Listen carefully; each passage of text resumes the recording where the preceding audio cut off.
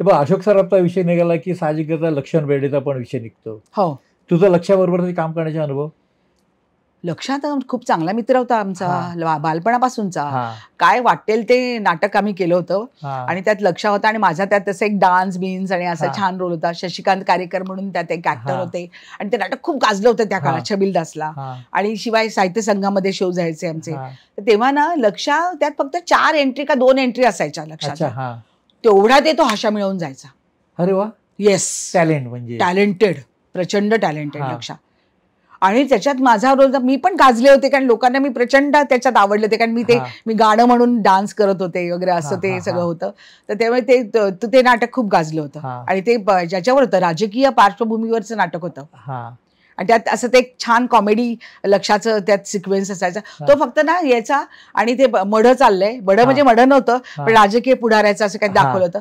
हा फक्त ना असं पुढे जाताना असं मागे फक्त हे टाकायचा. त्याने सुद्धा हाशा. अरे वा. हो. काय करायचं माहित नाही. लोकांना प्रचंड पहिल्यापासून लक्षाने स्टेजवर पाऊल टाकलं तोच आवडता कलाकार म्हणूनच टाकलाय. सगळ्यांना तो त्याच्या आधी आम्ही अरुण काकतकरने एक शॉर्ट फिल्म वीणादेव होती त्याच्यामध्ये आणि सगळे पुण्याचे ब्राह्मण कलाकार होते त्याच्यामध्ये. उदय लागू आणि आनंद वगैरे असे सगळे ते कलाकार होते. त्यात माझा आणि लक्षाचा आदिवासीचा रोल होता. तर आम्ही तो केला. लक्ष आणि मी आमची जोडी दाखवली होती त्याच्यात. आम्ही त्यांच्या घरात काम करतो असं काहीतरी होतं. असेच रोल यार. त्यावेळी कधी कधी कंटाळा पण यायचा यार. बस झालं ना सारखं काय तेच तुम्ही